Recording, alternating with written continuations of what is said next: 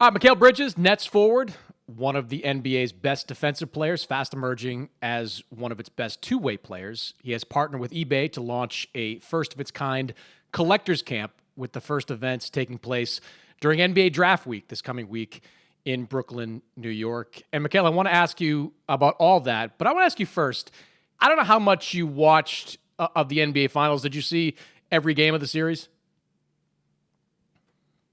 Pretty much, yeah. You know what? A lot of people had takeaways on what Denver did and how they did it. As you watched Denver win that series, what was the biggest thing that stood out to you? Um, Nothing crazy. I just thought they were just a better team. They've been pretty much the best team all year, and they've just been building habits all throughout the year and been playing really well. Was no one's seed and just been together and adding guys, and they just was the better team. They didn't really change anything up. Their star players did what they're supposed to do, and their key guys did what they're supposed to do. Like, I think they walked in there just basically talking about like this is what we were supposed to do, honestly. So, credit to Miami for getting there and beating the teams they did. Hell of a year for them, and gave it all they got. But I just think at the end of the day, just both teams playing at their best. I think Denver will win just because they're just a better team right now. So. Was there a lesson to be learned about kind of the value of building and being patient with the process? Both those teams took years to kind of get to the level that they eventually got to. Is there a lesson to be learned there about how to build a championship contender?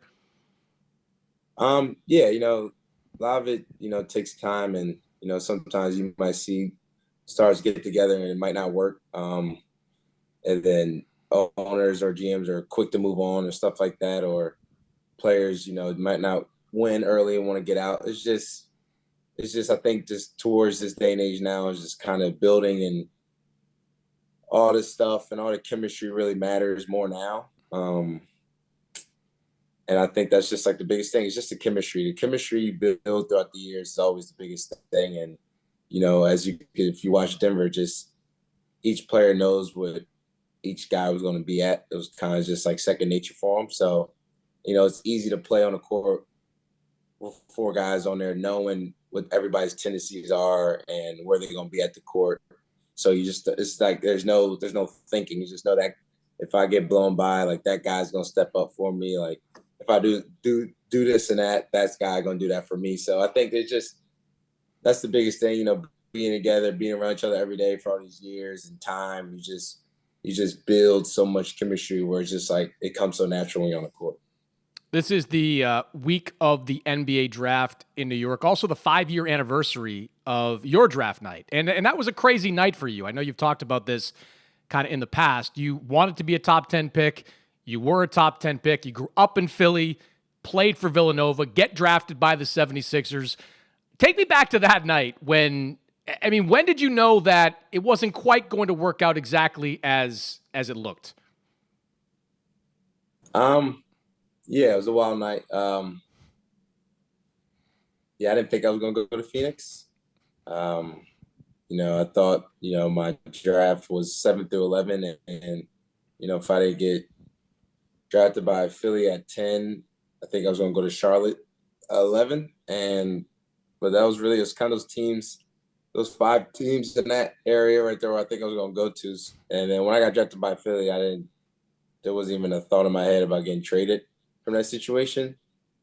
But it did, and it was just wild. Phoenix probably was one of the last teams that I thought I was going to go to, and I didn't talk to anybody, and I didn't know nobody, honestly, there, besides probably Book at the time because we same high school class, but I didn't know, like, the coach, GM, none of that.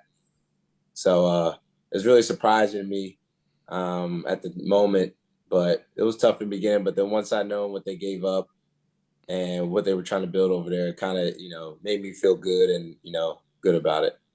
How long did it take you to cool off? I know you've said before you were pissed off in that moment. How long did it take you to cool off from that? I think it it took until I got to Phoenix the next day and did the press conference, and that night, like that whole day after, it really took me like a day to really, because all the stuff going on, processing, getting drafted, and all that. So I pretty much say a day because we flew to Phoenix the next morning and did the press conference, and I was there in Phoenix, and so I think just that next day, I finally realized it, and it felt good. The NBA is an 82 game season. You played 83 games last year. You are one of the great Iron Men in the NBA of today. Is there a secret to it? I mean, is there some kind of secret sauce to being as available as you've been to your teams really since high school? No, not really. I think I've just been blessed, not to have no major injuries, and I think that's the biggest thing. But other than that, just doing a lot of things is just help prevent injuries. Injuries happen. You can't control them, but you can help. Little things to help prevent them, and just doing a good job with that. Just trying to take care of my body, doing lifts, and do all different type of training, just to build the muscles and to get my tendons and all that stuff right.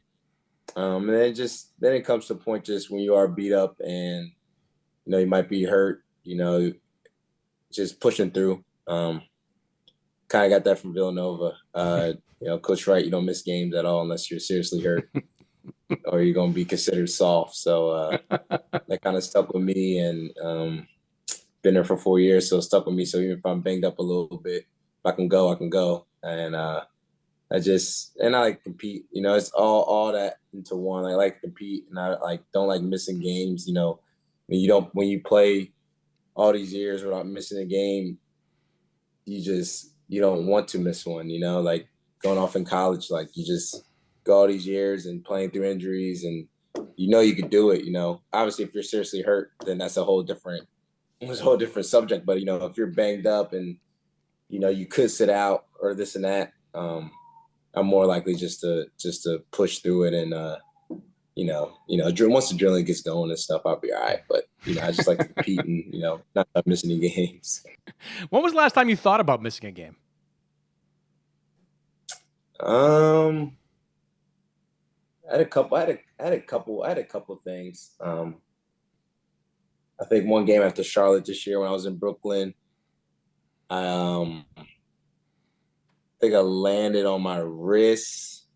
Something happened in the wrist, and I kind of went away, and then I lifted. Everything was fine. And I got home at night, and then I just started getting this big heartbeat and it was on my shooting hand. And then all night I couldn't sleep. And now I'm thinking I woke up with my wrist, but at the time it felt like it was my hand. And I had teammates in college that broke both of their. I had three teammates my last year in school. They all broke their hands in college, and I never did anything like that, and I was kind of nervous. And it was just the heart. Oh my gosh, it was so painful. I had to order freaking Tylenol and everything just so I could calm it, so I could go to sleep. So that moment right there, I kind of was nervous because I was just bro, if it's broken, I have no choice, and it's my hand, So I was hoping it was my wrist or something. But then when I woke up next morning, it just all was my wrist. And then I was like, okay, let me get this looked at. If there's nothing crazy, I'm just gonna get it taped up and I'll be all right. And, that was the one point where I was nervous. Do you feel any pressure to keep the streak alive? Is that in your head at all? No, not really. Cause I just obviously the streak don't really, I think it's getting blown up just because how many games it's been, but I don't go off the streak. It's just I'm just more I want to play. I just don't want to miss a game regardless, Obviously if it's something serious, I won't risk something wild to be out there, but it's nothing to do with the streak. I think it's just me personally. I just don't want to miss a game no matter if I had a streak or not. I just never want to miss it. I just want to be out there every time and, give it a chance to, try to win a game. You're going to be in New York this week, down the street from the NBA draft, working with eBay. What exactly are you going to be working on? Just team up with eBay just to launch a collector's camp. Obviously you said in Brooklyn, which is, my new home, which I'm happy to be here. So just excited for that, just for because I grew up collecting cards, and I used to always get packs. I used to always get packs and try to find the best cards and for my favorite players. And eBay was one of the things where if you go get those packs and the card you're looking for don't have it, you can find on eBay. Just look up whoever the player was. And at the time for me, like Tracy McGrady and Kevin Durant, like those main guys, even like Brandon Roy was the guys like I wanted. So like it was easy just to go on eBay. Obviously, I try to get my mom's card and everything. But it was just easy because you can find things like that, and makes you cherish the moments of your favorite players, things like that. Well, it's a great event, and good luck with it in New York this week. Looking forward to seeing that in New York City, and good luck next season, man. I think your team is pretty interesting, and I think you've obviously established yourself as I mentioned right at the top, one of the best two-way players in the NBA. I mean, your offense was crazy last year when you got traded, man. It must have felt good to kind of, be able to spread your wings a little bit. Yeah, man, it was dope. Came to just great group of guys. Obviously, I miss all my friends and stuff in Phoenix. As you see, it's kind of getting spread out a little bit. So at least in my heart, like at least I won't feel too upset because now everybody's kind of going everywhere besides everybody being in one place, and then I'm just kind of upset because I wish I was, just miss being around them.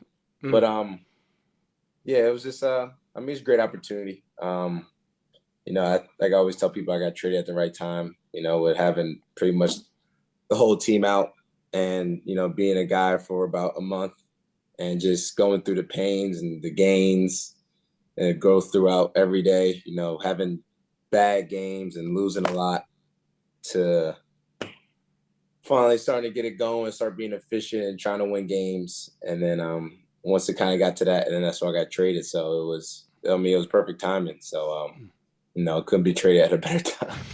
No doubt about that. Well, good luck this week, Mikal, and good luck next season, man. I appreciate your time. Of course. Thank you.